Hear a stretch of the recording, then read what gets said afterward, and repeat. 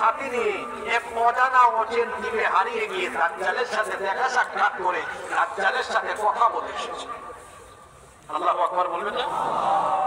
এটা তো আমি নিজে বানায় বলতেছি না, আমি হাদিস শোনাবো। সেই হাদিস কি বলবো? এক হাদিসের ভিতরে 4টা প্রশ্নের উত্তর আছে। বলেন তো কয়টা প্রশ্নের উত্তর? আপনাদেরকে কষ্ট হচ্ছে? বলে দাবিয়ে দেব। এক হাদিসের ভিতরে 4টা প্রশ্নের উত্তর আছে। কি? এক, দাজ্জাল কোথায় আছে? দুই, সে কোন সময় বের হবে? তিন, বের হয়ে কি করবে? চার, কতদিন থাকবে দুনিয়া? কয়টা প্রশ্ন? আমার মনে করিয়ে দিই, দাজ্জাল কোথায় আছে? দুই, সে কখন আমাদের চোখের সামনে আসবে? দুনিয়ায় মানুষের চোখের সামনে আসবে। তিন, এসে কি করবে? চার, কতদিন? চার প্রশ্নের উত্তর। কয়টা হাদিস? এই হাদিসের ঘটনাটাকে আমি আপনাদেরকে শোনাবো। এই হাদিসের রাবী বর্ণনাকারী হচ্ছেন একজন মহিলা সাহাবী, নাম হচ্ছে ফাতিমা বিনত কাইস রাদিয়াল্লাহু আনহা। তিনি বলছেন, ফজরের আযানের ধ্বনি আমার কানে গেল। ফজরের আযান শোনা মাত্র আমি ঘুম থেকে উঠে গিয়ে ওযু করে আল্লাহর নবীর পিছনে নামাজ আদায়ের জন্য মসজিদে নববীর উদ্দেশ্যে রওনা দিলাম। মসজিদে নববীতে পৌঁছে গেলাম, মহিলাদের কাতারে আমি দাঁড়ালাম। আল্লাহর নবীর ইমামতিতে নামাজ আদায় করলাম। আল্লাহর নবী সালাম দিলেন, সালাম দিয়ে তিনি দাঁড়িয়ে গেলেন। দাঁড়িয়ে সব মুসল্লিদেরকে বললেন, চুপচাপ বসে যাও, কে বাঁচিয়ে দাঁড়াবে না, তোমাদের উদ্দেশ্যে জরুরি কথা আছে। সব সাহাবীরা বসে গেলেন, কেউ উঠলেন না। আল্লাহর নবী মিম্বরে দাঁড়িয়ে গেলেন, সবার উদ্দেশ্যে বক্তৃতা আরম্ভ করলেন। এরপরে নবীজি বললেন, আমার সাহাবীরা শোনো, তামিম দাড়ি নামটা মুখস্থ রাখবেন। তামিম দাড়ি, তামিম তামিম, সবাই বলেন তামিম। তামিম দাড়ি এতদিন খ্রিস্টান ছিল, আমার কাছে সেই কালেমা পড়ে সে মুসলমান হয়েছে। সে লাখাম এবং ইসলাম গোত্রের 30 জন সাথী নিয়ে নৌ ভ্রমণে বের হয়েছিল। জাহাজে উঠার পরে তারা যখন সমুদ্রে সফর করা আরম্ভ করলো, হঠাৎ করে সামুদ্রিক ঝড়ের কবলে পড়ে গেল। সামুদ্রিক ঝড়ের কবলে পড়ে যাওয়ার কারণে তাদের জাহাজ সাগরের মধ্যে হারিয়ে গেল। এইভাবে করে একদিন, 2 দিন, 3 দিন নয়, একটানা 1 মাস সাগরের মুখে তারা হারিয়ে গেল। এরপরে 1 মাস পরে একদিন বিকেল বেলা আসরের পরে তাদের সেই জাহাজ অজানা অচেনা, তারা চিনে না জানে না, এইরকম অচেনা একটা দ্বীপের মধ্যে তাদের জাহাজ গিয়ে নোঙ্গর করলো। তারা সেখানে সবাই নামলো। নামার পরে দেখলো জনমানবহীন এক বিশাল দ্বীপ, কেউ এখানে নাই। তারা ভয়ে ভয়ে সামনে আগাতে লাগলো। ভয়ে ভয়ে সামনে এগিয়ে তারা গিয়ে দেখলো অদ্ভুত আকৃতির এক প্রাণী, যার মোটা গায়ে মোটা মোটা ঘন ঘন লোম। এত বেশি লোম তার শরীরে ছিল, যার কারণে তার সামনে আর পেছনের অংশ কোনটা বোঝাই যাচ্ছিল না। মনে তারা জিজ্ঞেস করলো, মান আন, তুমি কে? সে তখন বললো, আনাল জাসসাসা, আমি হচ্ছি গুপ্তচর, আমি হলাম গোয়েন্দা, আমি হলাম সংবাদ সংগ্রহকারী। তারা বললেন, অজানা অচেনা এই দ্বীপে তুমি কার গোয়েন্দাগিরি করো? সে তখন বললো, আরেকটু সামনে আগাও, তারপরে বুঝবা আমি কার গোয়েন্দাগিরি করি। হাত দিয়ে ইশারা দিল। তারা এবার এর সাথে আর বেশিক্ষণ কথা না বলে সামনের দিকে আগালেন। এগিয়ে গিয়ে দেখলেন একটা ঘরের ভিতরে আমার দিকে তাকালে যে 2টা হাত, এই 2টা হাত মাথার পেছনে কালের মধ্যে এভাবে দিয়ে শিকলে বন্দী করা, 2 হাত মাথার সাথে এইভাবে দেওয়া, 2 হাত আর 2 পা চিনচিন দিয়ে শিকল দিয়ে বাঁধা। অদ্ভুত আকৃতির ভয়ঙ্কর এক চেহারা, দেখলেই ভয় লাগে।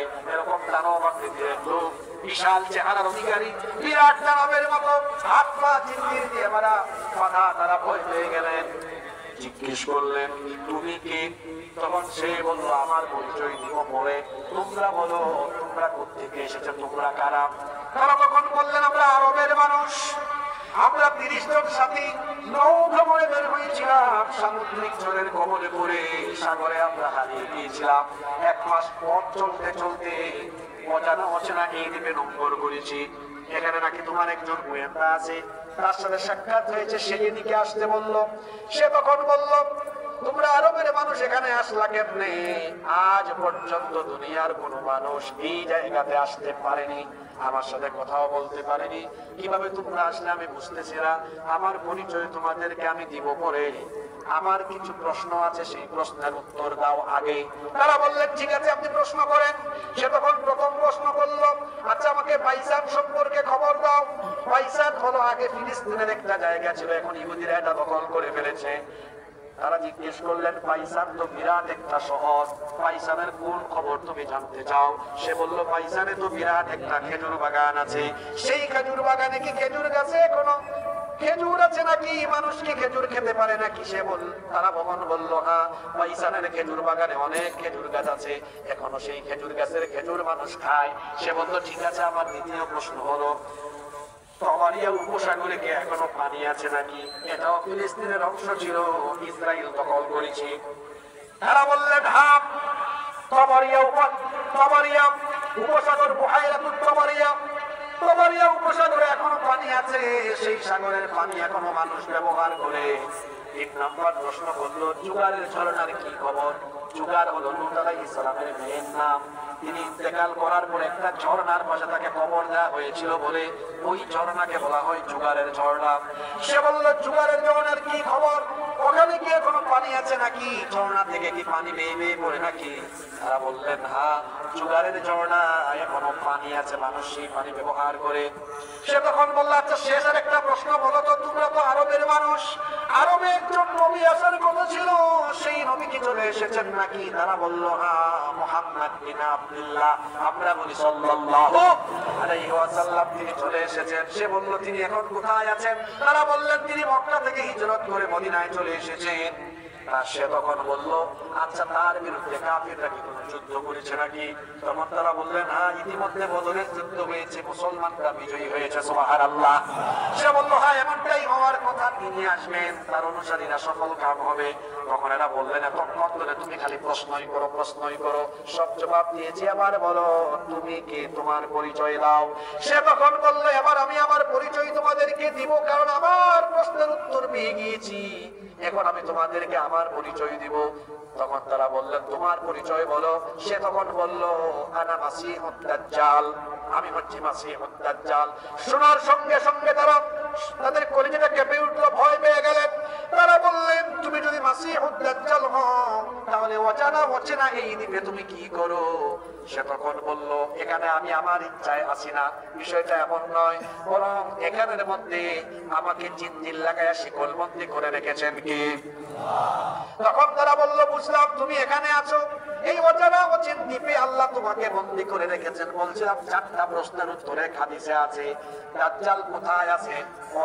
অচেনা পৃথিবীর কোনো মানুষ জানে না এমন একটা অচেন দ্বীপে দাজ্জালকে শিকলবন্দি করে রেখেছেন কে? তারা জিজ্ঞেস করলেন, আচ্ছা, তুমি এখান থেকে শিকল মুক্ত হয়ে জামিন পেয়ে কোন সময় দুনিয়ার মানুষের সামনে যাবে? শুনতেছেন আপনারা? খারাপ লাগে? তারা বলল, আচ্ছা, তুমি এখান থেকে কখন মুক্ত হবে, কখন দুনিয়ার মানুষের সামনে যাবে? সে তখন বলল, কিছুক্ষণ আগে যে তোমাদেরকে কয়েকটা প্রশ্ন করলাম, এই প্রশ্নগুলোর ভেতরে আমার আত্মপ্রকাশের আলামত লুকিয়ে আছে।